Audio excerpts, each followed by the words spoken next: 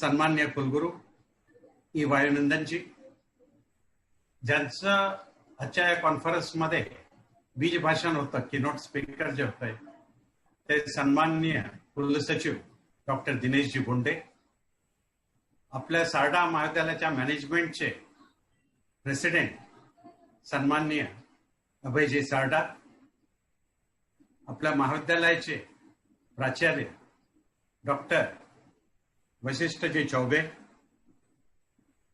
ज्यांचं अत्यंत सुरेख संचालन या कॉन्फरन्सच्या याच्यात सुरू आहे, त्या डॉक्टर दिना राठी, माझा ज्यांनी परिचय करून दिला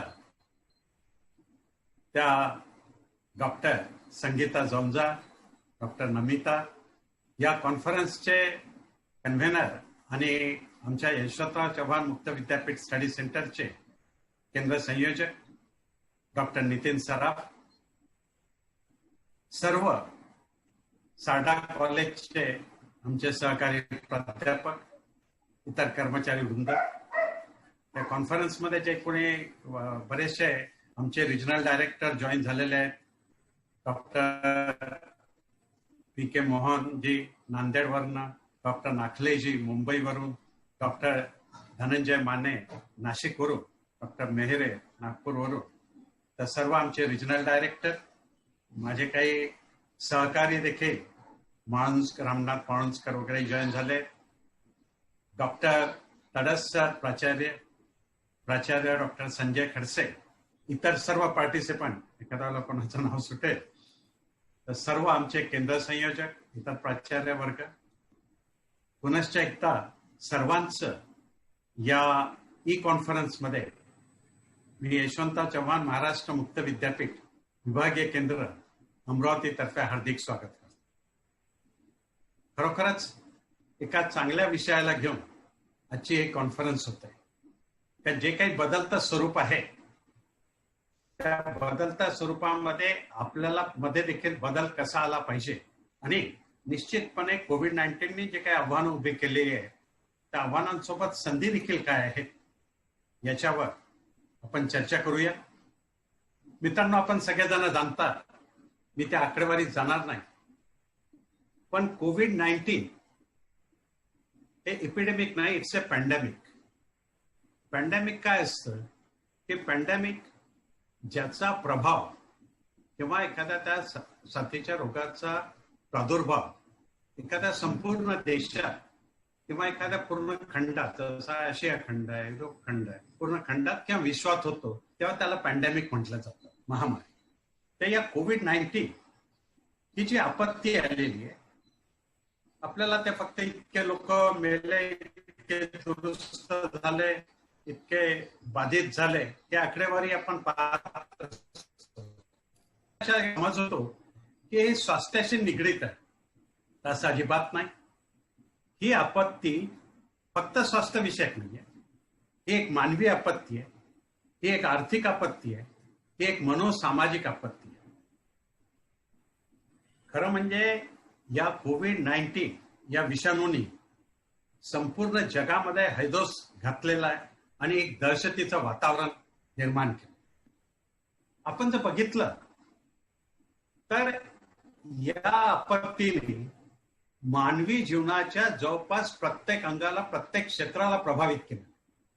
मग ते क्षेत्र आर्थिक असेल, ते क्षेत्र शैक्षणिक असेल, पर्यटन विषयक असेल, उद्योग कारखाने विषयक असेल, किंवा व्यवसायाच्या संदर्भात असेल, रोजगार, नोकरी, स्वयंरोजगार, मजुरी या सगळ्या संदर्भात असेल, किंवा क्रीडा खेळ या बाबत असेल, पर्यटन असेल, पर्यावरण असेल, माहिती तंत्रज्ञान असेल, असं एकही क्षेत्र सुटलेलं नाहीये की ज्याच्यावर या कोविड-19 प्रभाव टाकलेला नाही.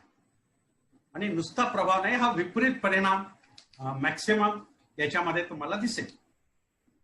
आज आर्थिक याचा, कारण आव्हानांच्या संदर्भात मी थोडीशी चर्चा करू इच्छितो की आव्हानं जे आहे, काय झालंय आर्थिक याच्यामध्ये, पूर्ण आर्थिक विकास दर जो आहे तो मायनस मध्ये जाण्याची स्थिती निर्माण झाली आहे. जगामध्ये, भारतामध्ये एक मंदी सुरू आहे. फारच मोठा आर्थिक फटका सगळ्या देशांच्या आर्थिक व्यवस्थेला बसलाय, तसा तो भारतालाही बसला.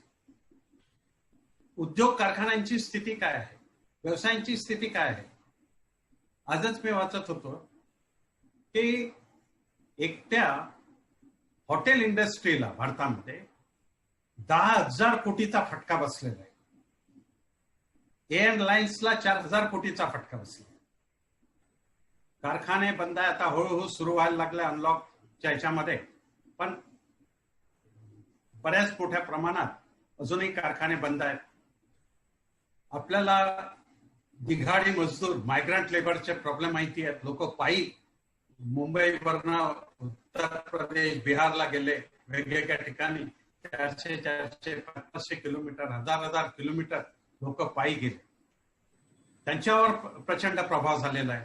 रोजगाराच्या संदर्भात अनेकांच्या नोकऱ्या गेल्या, नोकर कपाती झाली, पगार कपात होते, नवीन नोकऱ्या निर्माण म्हणजे भरल्या जाणार नाही. गव्हर्नमेंट ऑफ महाराष्ट्राने सांगितलं नो रिक्रुटमेंट 2 वर्षापर्यंत. हे आपण सगळे प्रभाव पाहतोच आहे. वाहतुकीच्या संदर्भातलं पाहिलं तर एअरलाइन्स बंद, रेल्वे बंद, बसेस बंद, तिथेही प्रभाव झालेला आहे. शिक्षणाच्या क्षेत्रात चौबे सरांनी मगाशी उल्लेख केला की शाळा कॉलेजेस बंद आहेत, परीक्षांचा काय मोठा क्वेश्चन मार्क आहे. एकट्या महाराष्ट्राचा विचार केला तर ज्या काही केंद्रीय विद्यापीठ, राज्यस्तरीय विद्यापीठ, राज्यस्तरीय खाजगी विद्यापीठ, autonomous institutions, institutes of national importance, अशा जर शैक्षणिक संस्था धरल्या तर एकट्या महाराष्ट्रात जवळपास 65 संस्था आहेत आणि त्याच्यामध्ये शिक्षण घेणारे 30 लाखच्या जवळपास विद्यार्थी आहेत. त्याच्यापैकी 2.5 लाख तर पीजीचे आहेत. हे सगळे प्रभावित झालेले. नवीन सत्र कधी सुरू होतील, परीक्षा होतील नाही होतील, जे काही सरकारचा युजीसीचा वाद, त्या सगळ्या याच्यात वेगवेगळे ताणतणाव निर्माण केलेले. धार्मिक बाबतीतही प्रभाव झालेला आहे. मंदिरं बंद आहे, मस्जिद बंद आहे, चर्चेस बंद आहेत. सगळ्या ठिकाणी तुम्हाला बंदच सगळं काम ठप्प झालेलं दिसतंय या कोविड-19 मुळे. यामध्ये तुम्ही जर विचार केला तर माहिती तंत्रज्ञान याच्यावर थोडा पॉझिटिव्ह इम्पॅक्ट झालेला आहे. त्याचं एकदम महत्व वाढलेलं आहे. आजची कॉन्फरन्स होते, डिजिटल प्लॅटफॉर्मवर होते. बोंडे सरांनी सांगितलं की येणाऱ्या काळामध्ये या कोविड-19 मुळे आम्ही सगळं कसं ऑनलाईनच्या संदर्भात म्हणजे ए टू झेड म्हणजे एंड टू एंड, प्रवेशापासून मूल्यांकन आणि त्याच्या डिग्र्या मिळेपर्यंत सगळं ऑनलाईन होत आहे. निश्चितपणे शिक्षणाच्या संदर्भात तो जर विचार केला तर आपलं आतापर्यंत फक्त L3 होतं, लाईफ लॉंग लर्निंग. अगोदरचा नारा होता तो कोविडनी जलद गतीने करायला लावला आहे, A3चा, एनीबडी, एनीवेअर, एनी टाइम. तर माहिती तंत्रज्ञानाचा प्रत्येक कार्यालयात उपयोग व्हायला लागला, शिक्षण क्षेत्रात उपयोग व्हायला लागला. त्याची डिमांड प्रचंड वाढलेली. पर्यावरणाच्या संदर्भात काहींचं म्हणणं आहे की पॉझिटिव्ह इम्पॅक्ट झालेला आहे, प्रदूषण वगैरे कमी झालं. खेळ आणि क्रीडा, एकट्या IPL, इंडियन प्रीमियर लीग रद्द झाली तर 4,000 कोटीचा फटका बसला.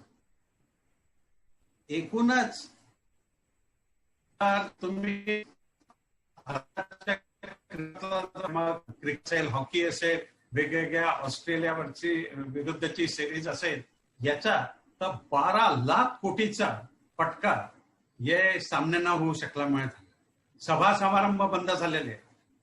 आपण थोडा म्हणून सामाजिक इम्पॅक्टचा जर विचार केला तर सामाजिक याच्यामध्ये नो डाऊट लॉकडाऊनमुळे लोक घरी एकत्र आहे वगैरे, पण त्याच वेळेला युनिसेफचा रिपोर्ट आहे की डोमेस्टिक व्हायलन्स वाढलंय.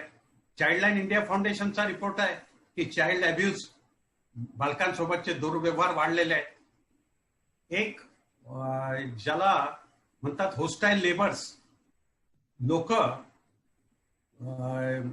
ज्यांना कोविडची लागण झालेली असेल किंवा जे कोविड योद्धा म्हणून काम करतात आहे त्यांना आपल्या बिल्डिंगमध्ये राहू द्यायला तयार नाही, कॉलनीत राहू द्यायला तयार नाही. कोणी मृत्यूमुखी पडला तर त्याचा गावामध्ये स्मशानभूमीत त्याचा अंत्यसंस्कार करायला तयार नाही. एक होस्टिलिटी आलेली आहे, होस्टाईल नेबर्स, जे वर्तनामधलं प्रचंड असं परिवर्तनही तुम्हाला पाहायला मिळत आहे. एकीकडे खूप मदत करणारे लोक आहे तर दुसरीकडे धास्तीनी भीतीनी हे चाललेलं आहे. तुम्हाला दिसेल की एकूणच फायनान्शियल याच्यामुळे एक जे काही मनोसामाजिक समस्या, कारण आर्थिक विवंचन आहे तर घरात चिडचिड वाढली आहे, ताणतणाव वाढलेले आहेत. लॉकडाऊन आणि अनिश्चितता काय होईल, मृत्यूची भीती, लोकांना निद्रानाश झालेला आहे, लोक झोपू शकत नाही, ताणतणाव आहे, भवितव्याबद्दलची भीती आहे, धास्ती आहे, विविध तऱ्हेचे लोकांना मानसिक आजार वाढलेले आहे. इंडियन सायकॅट्री सोसायटीच्या अहवालानुसार या लॉकडाऊनच्या पिरियडमध्ये एकट्या भारतामध्ये 20% मानसिक आरोग्याशी निगडीत जे लोक असतात त्या रजिस्टर्ड केसेसमध्ये 20% वाढ झाली. सांगायचं तात्पर्य की या कोविड-19 प्रचंड असा प्रभाव आपल्या मानवी जीवनावर केलेला आहे. याच्या संदर्भात आजचा जो मी ज्या विषयाच्या अनुषंगाने बोलतोय तो आहे की आपण शिक्षण, रोजगार या अनुषंगाने पाहूया. मी थोड्याशा काही स्लाइड्स ज्या आहे पीपीटी त्या शेअर करू इच्छितो.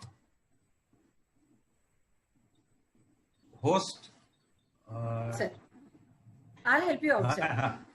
हाँ sir. Okay. Tandurkar sir, will you please help sir to share his PPT? देतात ना? सर एक मिनिट सर, आपण पीपीटी शेअर करू शकता. आम्ही तुम्हाला स्क्रीन शेअरिंग देऊ सर. एक मिनिट.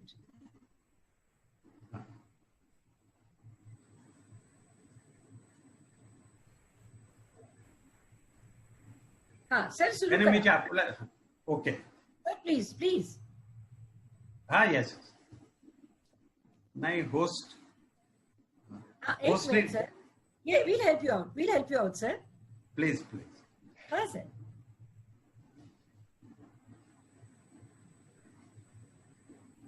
सर तुम्हाला को होस्ट केलेलं आहे सर, तुम्ही स्क्रीन शेअर करू शकता. सर मोहिते सर तुम्हाला को होस्ट केला. हो झालं.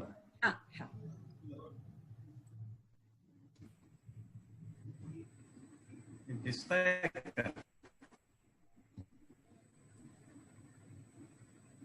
हाँ सर, सुरू झालंय. हाँ हो. Yes sir.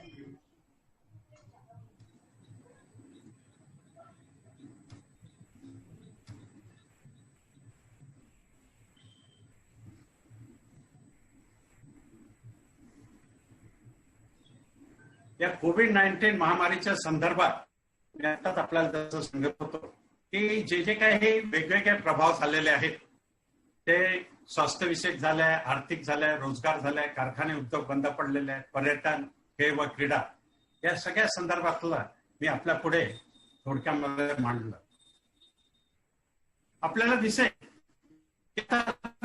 25 लोकांना 50 लोकांना नामकरण जे असेल ना तर अंत्यसंस्काराची विधी असेल, सगळ्यावर मर्यादा आलेल्या आहेत. मी मानसिक सांगितलंय, निद्रानाश, चिडचिडपणा, आत्महत्येचे विचार. शिक्षणाबद्दल फक्त परीक्षेचे आपल्या नाही तर पुढील सत्र केव्हा सुरू होतील, आताच्या याच्यात जे चालू आहे ऑनलाईन ऑफलाईन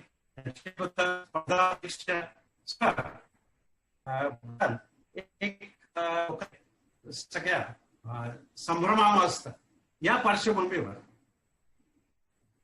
आपल्याला नेमक्या संधी काय आहेत. सरांनी काही गोष्टी केल्या मी देखील सांगू इच्छितो की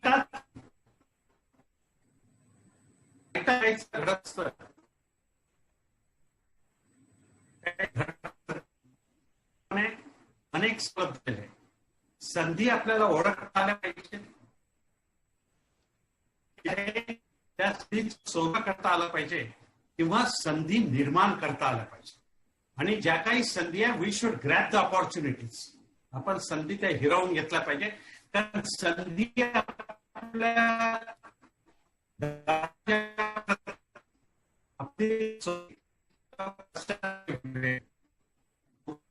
संदर्भात रोजगारात नवीन नवीन संधी त्याचा उल्लेख करेलच. स्वयंरोजगाराच्याही संधी निर्माण झालेल्या आहेत. मोहिते सर, सर हा. आपलं माईक थोडस आपण आपल्या तोंडाजवळ घ्या please. Hold your mic near your mouth. हा सर थोडं ऑडिबल नाहीये. हा हा सर. हा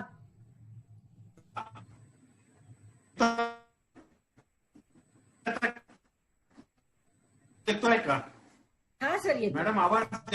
हो सर आता येतोय सर. थँक्यू. नोकरी रोजगाराच्या नवीन संधी आहे, स्वयंरोजगाराच्या संधी आहेत, गृह लघु उद्योगाच्याही संधी निर्माण झालेल्या आहेत आणि माहिती आणि तंत्रज्ञानाच्या संदर्भातल्याही संधी. आता तुम्ही म्हणाले कोणत्या संधी आहेत? निश्चितपणे बदलत्या स्वरूपात बाजारपेठेतल्या मागण्या देखील बदलत्या स्वरूपाच्या राहतात. मग बदलत्या स्वरूपाच्या काय मागण्या आहेत याचा जर आपण विचार केला तर आपल्याला काय काय संधी आहेत रोजगाराच्या स्वयंरोजगाराच्या त्या लक्षात येतील. पण याच्याकरता गरज असते मी ज्या रोजगाराच्या संधी आहेत त्या पुढे बोलणार आहे. पण त्याच्याकरता आपल्याला ती स्वतःला सक्षम करावं. कारण ज्या डिमांड आहेत सर्व्हिसेसच्या संदर्भात डिमांड करता स्वतःला तयार करणं, सक्षम करणं. मग पहिलं काय आहे? त्याच्यावरचं आपण ज्ञान संपादन केलं पाहिजे, आपल्या ज्ञानाची वृद्धी केली पाहिजे. आणि हे करत असताना मी सांगू इच्छितो की आपल्याला व्हॅल्यू ऍडिशन करावं लागेल, मूल्यवर्धन करावं लागेल. मी नेहमी सांगतोय मूल्यवर्धन कसं असतं ते एक साधं उदाहरण घेतलं. मी अंधश्रद्धेकडे जाणार नाही पण नेहमी सांगतो ते उदाहरण म्हणून आता सांगेल की त्या नाक्यावर काही मुलं उभे असतात सकाळच्या वेळेला लिंबू मिरचीचा हार घेऊन. ते ट्रकवाले तो लिंबू मिरचीचा हार घेतात. बुरी नजरवाला त्याला मुखाला दृष्ट लागू नये, दीट लागू नये म्हणून लिंबू मिरचीचा हार टांगला जातो. तुम्ही जर सर्वे केला तर तुम्हाला तुमच्या प्रत्येक गावातल्या प्रत्येक शहरातल्या सगळ्या दुकानांमध्ये लिंबू मिरचीचा हार टांगलेला दिसेल. मी सांगितलं पाहिजे की अंधश्रद्धेचा भाग म्हणून मी बोलत नाही. पण एक विचार करा की 2 लिंब आहेत, ते 2 लिंब एखाद्या वेळेला 2-3 रुपयाला मिळतील. मिरच्या त्या आठाण्याच्या म्हणजे 2.5-3 रुपयामध्ये ते लिंब आणि मिरच्या तशा विकल्या तर विकल्या जातील. पण त्यालाच आपण एका दोऱ्यामध्ये विणलं, एका तारेमध्ये धाग्यामध्ये त्याचा हार सारखं केलं तर लगेच त्या लिंबू मिरच्याची हाराची किंमत 10 रुपये 15 रुपये होते. This is value addition, this is मूल्यवर्धन. तर हा जो तार आहे किंवा जो दोरा आहे हे जे आहे ते व्हॅल्यू ऍडिशन कोर्सेस आहेत. आपल्याला दुसरं उदाहरण सांगेल. आपला मोशी वगैरे अमरावती नागपूर पट्टा संत्र्यावाला आहे. एक संत्र विकलं तर 5 रुपयात विकलं असायचं. पण त्या संत्र्याचा जो ज्यूस काढला त्याच्यात 1 रुपयाची साखर टाकली, 1 रुपयाचा बर्फ टाकला तर एकूण खर्च 7 रुपये झाला. पण ज्यूस म्हणून तो 15 रुपये 20 रुपयाला विकला जातो. दिस इज व्हॅल्यू ऍडिशन, मूल्यवर्धन. तर त्याच्यामुळे आपला जो एक basic degree BA BCom MA काही जे असेल त्याच्यात अजून काय आपण ऍड करू शकतो. आता बदलत्या काळानुसार आपल्याला काय करता येईल हे आपलं मूल्यवर्धन होऊ शकेल. तर जे मॅसिव्ह ओपन ऑनलाईन कोर्सेस आहे, बुक स्वयं आहे, HRD मिनिस्टरने चालू केलेलं आहे, याच्यामध्ये तुम्हाला शेकडोनी कोर्सेस दिसतील की जे तुम्हाला ऑनलाईन करता येतील आणि अत्यंत उपयुक्त असे कोर्सेस आहेत. डिजिटल मार्केटिंग पासून अनेक बाबतीतले. तर आपण मग काय टॅलीचे कोर्सेस करू शकतो, डिजिटल मार्केटिंगचे कोर्सेस करू शकतो, काउन्सिलिंगचे करू शकतो. ते कोर्सेस आपण केले पाहिजे, ज्ञानवृद्धी करायची आपण. दुसरं हे सगळं करत असताना आपला ऍटिट्यूड, अभिवृत्ती, आपला दृष्टिकोन हा सकारात्मक पाहिजे, पॉझिटिव्ह ऍटिट्यूड पाहिजे. नाही तर आता आहे कोविडनी, आता काहीच शक्य नाही, आता कसं होणार तसं होणार, शासनाने जाहीर केलं की आता तर नोकऱ्याही बंद. तर निराश हताश न होता या ह्याच्यात आम्ही काहीतरी करू शकतो. लहानपणी शाळेमध्ये एक गोष्ट होती, त्या बैलगाडीवाल्याचं चाक चिखलात फसतं आणि तो रडत बसतो. दुसरा तिकडनं येतो, अरे बाबा रडून काय होणार, त्यात चाकाखाली दगड टाक आणि धक्का दे, गाडी बाहेर निघेल. तो तसा करतो. सांगायचं तात्पर्य की विपरीत परिस्थिती येत असते, प्रतिकूल परिस्थिती येत असते, त्याच्यावर मात करून पुढे जायचं आणि आपण त्याच्यात यशस्वी होऊ शकतो. Yes I can do, yes we can do, हा जो सकारात्मक दृष्टिकोन आहे तो अत्यंत आवश्यक आहे. मी एक मिनिट एक उदाहरणही आपल्याला सांगू इच्छिते. असं म्हटलं जातं की, आवाज येतोय मॅडम? हा हा येतोय सर. हा, सर युअर हा. ऑडिबल. हा, की जेव्हा बाटा कंपनी आली, बाटा कंपनीला काय करायचं होतं की आपले प्रॉडक्ट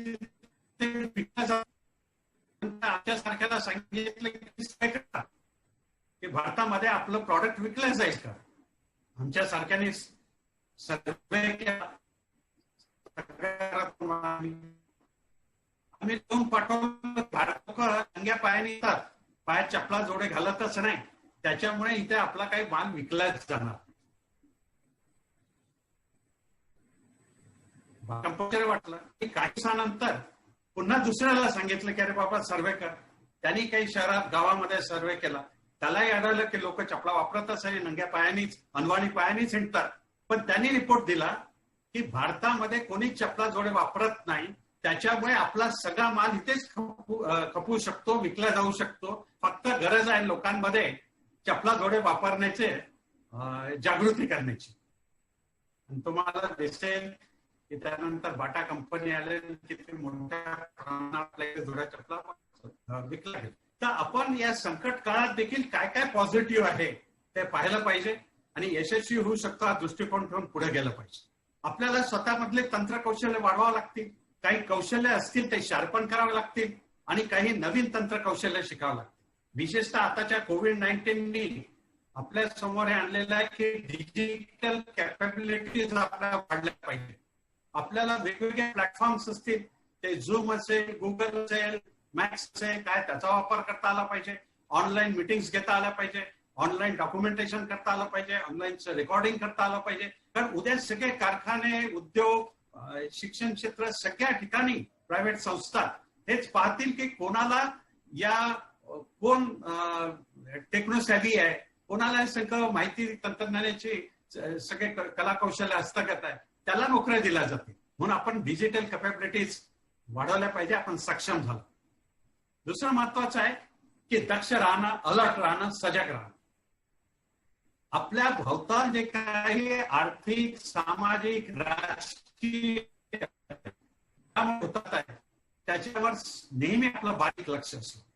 कारण त्याच्यातूनच आपल्याला कळू शकतं की मी काय केलं पाहिजे, उद्याला मला काय काय संधी आहे.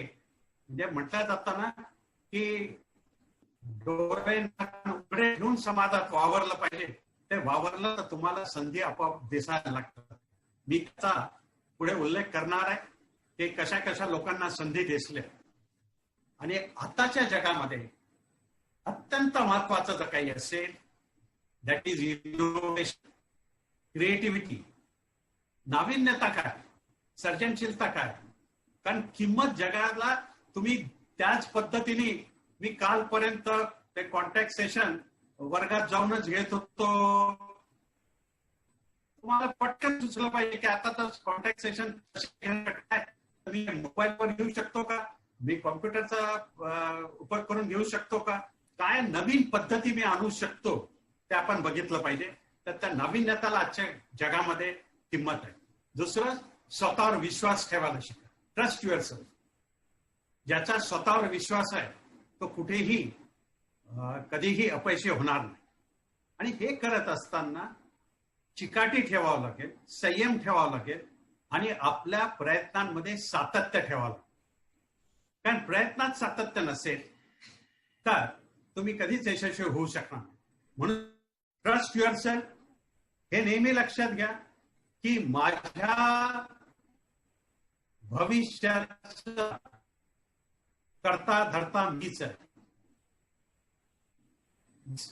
माझ्या स्थिती करता जबाबदार आहे.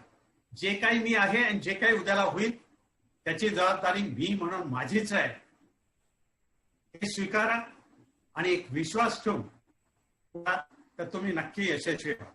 आता मी आपल्याला जे काही संधी आणि कशा कशा असतात ते सांगतो. बाय कोविड-19 आलं, दुसरीकडे आलं की मास्क घातले गेले पाहिजे. मास्क घातल्या गेल्या पाहिजे म्हटल्याबरोबर मार्केटमध्ये तुम्हाला दिसेल की मास्कचे दुकानं लागले. अलर्ट होते लोक, दक्ष की कशाची गरज आता आहे आणि गरज पडणार.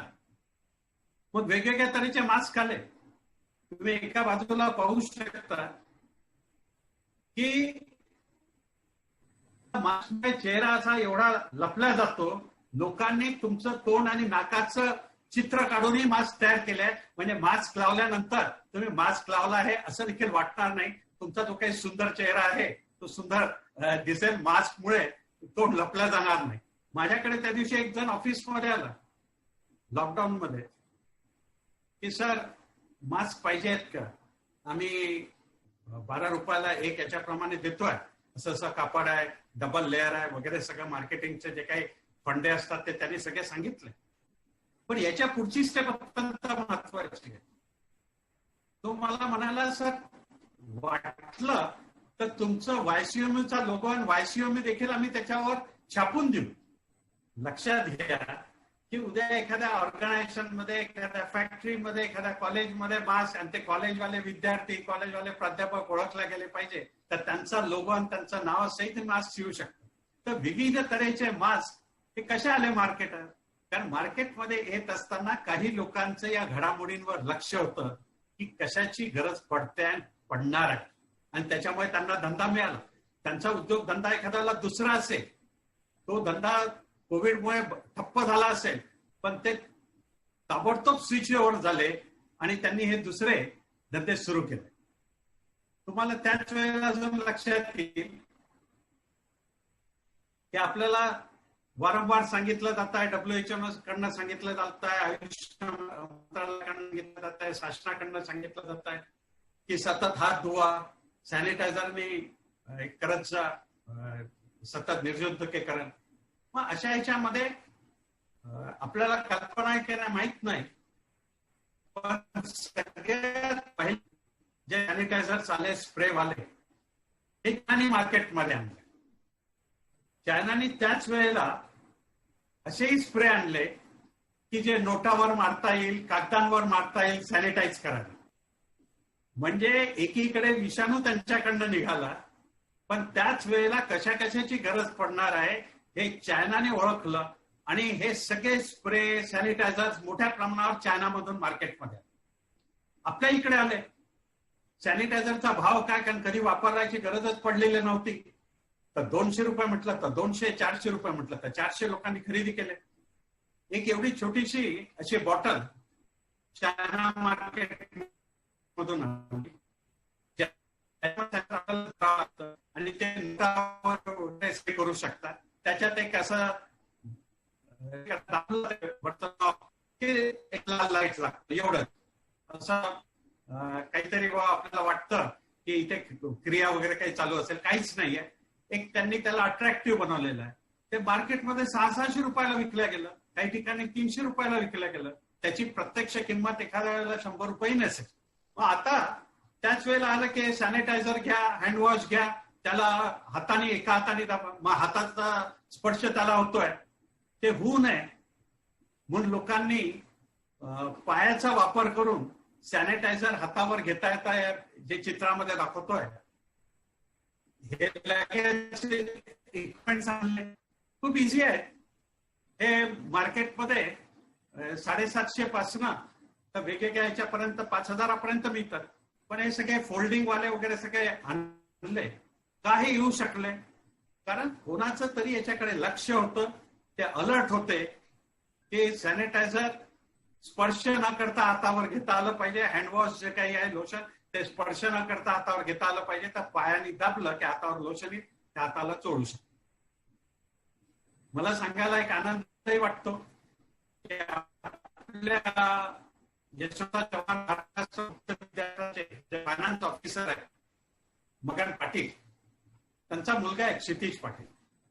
या क्षितिजने काय केलं लॉकडाऊन मध्ये, त्यांनी पाहिलं अरे हे तर हात वगैरे धुवायला ते सगळं ठीक आहे, पण उद्या कागद सॅनिटाईज करायचे आहे, फायली सॅनिटाईज करायची आहे, घड्याळ सॅनिटाईज करायचे आहे, मोबाईल सॅनिटाईज करायचा आहे, तर कसा करतील. काही लोकांनी तर हे आपलं सोल्युशन लावलं, त्याच्यामुळे त्याचे मोबाईल वगैरे खराब झाले, घड्याळ खराब झाले. त्यांनी विचार केला काय करता येईल. मग लॉकडाऊन मध्ये सांगितलं, त्यांनी कुठे बंगलोरवरनं बोलवलं, इकडून बोलवलं, तिकडून बोलवलं, आणि त्यांनी एक मशीन तयार केली. आणि त्या मशीन मध्ये या सगळ्या वस्तू टाकल्या तर 20 मिनिटात सॅनिटाईज होतात. आता तो त्याचा पेटंट घेणार आहे. अलर्ट होता की याही गोष्टीची गरज पडणार आहे की कागदांना वगैरे सॅनिटाईज करण्याची. आज जर त्याचा पेटंट रजिस्टर झाला तर तो लाखो रुपये. असं सांगायचं अशा अनेक संधी आहेत की ज्याचा फायदा आपल्याला घेता येतो. इनोव्हेशनच्या संदर्भात सांगत होतो, हे सगळे इनोव्हेशन्स आहेत, नाविन्यता. आपण मध्यंतरी ऐकलं असेल की महिंद्रा अँड महिंद्रा कंपनीचे चेअरपर्सन आनंद महिंद्रा, या आनंद महिंद्रांनी एक ट्विट केलं होतं, शेअर केलेलं होतं. काय झालं की लॉकडाऊनच्या नंतर तुम्हाला जर कुठेही इकडे तिकडे प्रवास करायचा आहे तर काही बंधनं टाकली. एका ऑटोमध्ये एकच जण जाऊ शकेल, फिजिकल डिस्टन्स राहिलं पाहिजे, तुमच्यामध्ये भौतिक शारीरिक अंतर राहिलं पाहिजे. आता माझ्या घरातले आम्ही 4 जण फॅमिली कुठेतरी जायचं आहे, मग आम्ही 4 लोकांकरता 4 ऑटो रिक्षा करणार का? 4 ऑटो रिक्षा आम्हाला परवडतील का? बरं, आम्हाला परवडला नाही, आम्ही कमी भाव म्हटलं तर ऑटो रिक्षावाल्याला परवडणार नाही. मग काय करायचं? तर हा एक चेन्नईचा ऑटोवाला आहे, याने आपल्या ऑटो रिक्षाचं स्वरूप पालटलं. याने आपल्या ऑटो रिक्षामध्ये 4 चेंबर्स तयार केले. 4 चेंबरमध्ये 4 पॅसेंजर बसू शकतात. दोघांचाही एकमेकांसोबत संपर्क येणार नाही, फिजिकल डिस्टन्स मेंटेन होईल. तर हा ऑटो रिक्षावाल्याचा पाहून महिंद्रा अँड महिंद्रा कंपनीच्या चेअरपर्सननी आपल्या रिसर्च अँड डेव्हलपमेंट विंगच्या प्रमुखाला सांगितलं की हा ऑटो रिक्षावाला कुठेही काय त्याचा शोध घ्या आणि त्याला आपल्या महिंद्रा अँड महिंद्राच्या R&D वर ऍडवायझर म्हणून नेमा.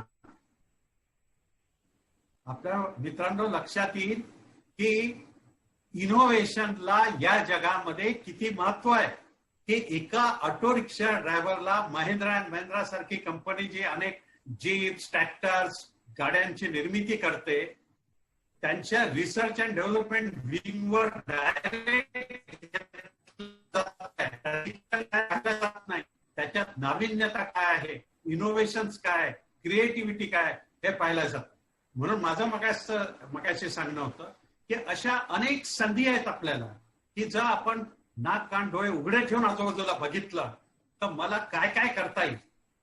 आजच्या याच्यामध्ये मोठ्या प्रमाणावर आता हेल्थ सर्व्हे होणार आहे, त्याच्याकरता लोक लागणार आहे. हेल्थ डिपार्टमेंट करता तसेही पर्सनल लागणार आहे, त्या नर्सेस पासून तर बाकी आरोग्य सेवकांपर्यंत त्याची डिमांड राहणार आहे. मानसिक आरोग्याच्या क्षेत्रामध्ये काउन्सिलर्स लागणार आहे, समुपदेशक.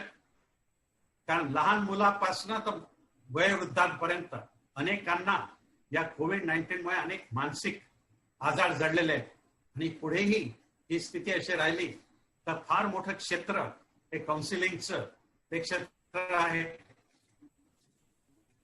डिजिटल प्लॅटफॉर्मच्या यूज करण्याचं ते मी आपल्याला सांगितलं. विविध तऱ्हेचं आहे. स्वयंरोजगाराच्या ह्याच्यामध्ये गव्हर्नमेंटने पॅकेजेस जाहीर केलेले आहेत, त्याचा कसा फायदा घेता येईल, काय आम्हाला छोटे छोटे उद्योग हे ते करता येईल. आता मोठमोठ्या मंगल कार्यालय ठप्प झालेले आहेत, कारण 25 आणि 50 लोकांकरता ते काय देणार आहे. पण मला वाटतं लहान लोकांकरता ती संधी आहे. ज्यांच्याकडे 50-100 लोक बसू शकतील एवढा हॉल असेल, त्यांनी जाहीर करावं. तिथे जेवणा खाण्याची व्यवस्था, मोठमोठे जे कॅटरर्स आहेत ते 50 लोकांचा ऑर्डर घेणार नाही, लहान लोकांना सहज ऑर्डर मिळेल. तर आपल्याला काय संधी आहेत. उद्या गिफ्ट देतानाही लोक मास्क, सॅनिटायझरची बॉटल, अजून काय काय असं देऊ शकतात. असे पॅकेट, गिफ्ट पॅकेट म्हणून तुम्ही लोकांना उपलब्ध करून देऊ शकता.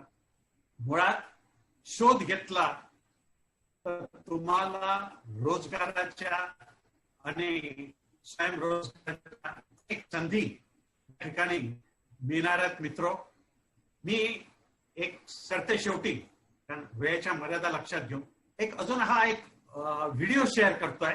एक 4-4.5 मिनिटाचा व्हिडिओ आहे. पण याच्यात तुम्हाला दाखवतो की इनोव्हेशन असतं. याच्यातही ज्या चायनाला आम्ही चायनावर बहिष्कार टाकायचा सातत्याने बोलत असतो, ज्या चायनाने गरज ओळखून आपल्या भारतामध्ये गणपतीपासनं, कोंबड्यांपासून, दिवाळी करता लागणाऱ्या सिरीज पासून बाहुल्या, खेणी बिनी सगळ्या गोष्टी चायनाने. आम्ही जेवढे मोबाईल वापरतो आहोत ते चायना मेड नसतील तरी त्याच्यातले आपण सगळे मॅक्सिमम ठिकाणी. तर या चायनाच्या संदर्भातले काही इनोव्हेशन्स आहेत ते पहा. हे जस्ट तुम्हाला काही आयडियाज क्लिक व्हाव्या याच्याकरता आहे की ज्याची मार्केटमध्ये आवश्यकता राहू शकते. हे काही फक्त कोविड पुरती नाही आहे, ते इतर वेळेलाही नाविन्यता काय असू शकते त्याच्याकरता हा व्हिडिओ पहा. मग आपण याचा समारोप करूया.